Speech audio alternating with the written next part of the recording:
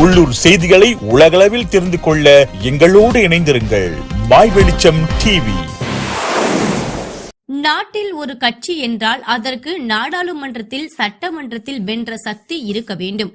அதுதான் மக்கள் பிரதிநிதித்துவ உரிமை.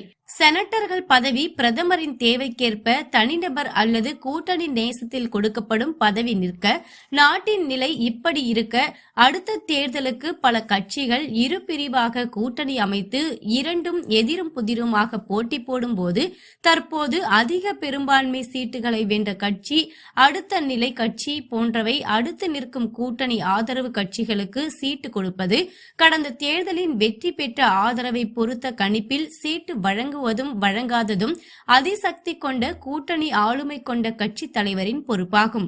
இந்த அடிப்படை அரசியல் நிர்வாக தலைமைத்துவம் எல்லாருக்கும் தெரியும். விடுத்து சின்ன சின்ன கட்சிகளை கேட்டுத்தான் கூட்டணி அமைக்க வேண்டும் என்பது அரசியல் அல்ல, அராஜகம்.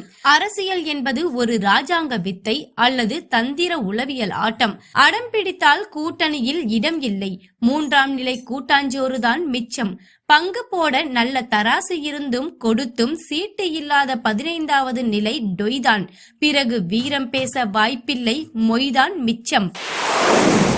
குறிஞ்சி குமரனார் நூற்றாண்டு விழா மலேசிய தமிழ்நெறி கழகத்தின் ஏற்பாட்டில் மலேசிய தனி தமிழ் இயக்க தந்தை சாசி குறிஞ்சி குமரனார் நூற்றாண்டு விழா கூலிம் தமிழ் பள்ளியில் நடைபெற்றது.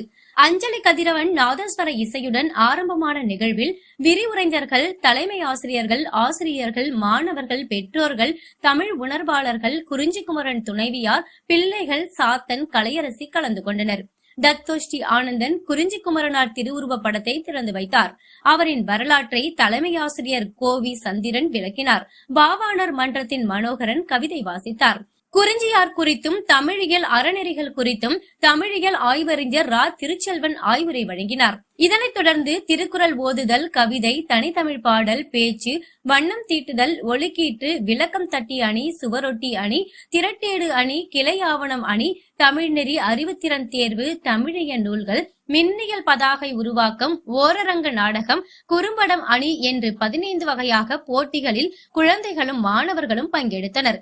அனைவருக்கும் நற்சான்றிதழும் நினைவு பரிசும் கோப்பையும் வழங்கப்பட்டது.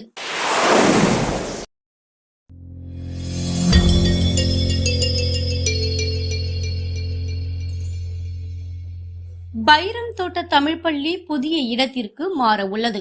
நிபோங் திபால் தேசிய வகை பைராம் தோட்ட தமிழ் பள்ளி புதிய இடத்திற்கு மாற உள்ளதாக முன்னாள் தலைமை ஆசிரியர் டத்தோ முனுசாமி நரசிம்மன் கூறினார்.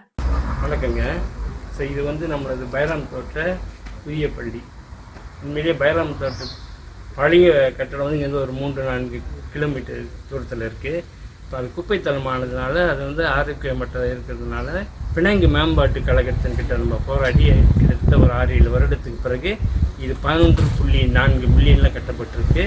இது 3 ஏக்கர் எங்களுடைய பைராம் தோட்ட வாரியத்தின் ட்ரஸ்டிங்க பேரில் எழுதப்பட்டிருக்கு. நவம்பர் மாதம் 23ஆம் தேதி நாங்கள் திறப்பு விழா கண்டு இது இங்கே வந்துடுவோம். பிள்ளைங்க மாய் வெளிச்சம் டிவிக்கு இந்த நிகழ்வினை அறிவிப்பு செய்ததற்கு திரு கணபதி அவர்களுக்கு நான் நன்றி தெரிவித்துக் கொள்கின்றேன். பினாங்கு மேம்பாட்டு கழகத்தோடு 6 ஆண்டுகளாக போராடி இந்த பள்ளியை நிர்மாணித்ததாக கூறிய டத்தோ முனுசாமி, எதிர்வரும் 17/2/2025 நாள் மாநில ஆட்சிக்குழு உறுப்பினர் மாண்புமிகு டத்தோஸ்ரீ சுந்தரராஜ சோமு அவர்கள் அதிகாரப்பூர்வமாக திறப்பு விழா செய்து வைப்பதாகவும், பாலர் பள்ளியில் உள்ளதால் பெற்றோர்கள் தங்களது பிள்ளைகளை பதிந்து கொள்ளுமாறும் பள்ளி மேலாளர் வாரிய குழு தலைவரும் முன்னாள் தலைமை ஆசிரியருமான டத்தோ முனுசாமி நரசிம்மன் அவர்கள் மை வெளிச்சத்திடம் தெரிவித்தார். Facebook, Twitter, TikTok, Instaவில் இணைய மறவாதீர்கள். My news, my media, my Velicham TV.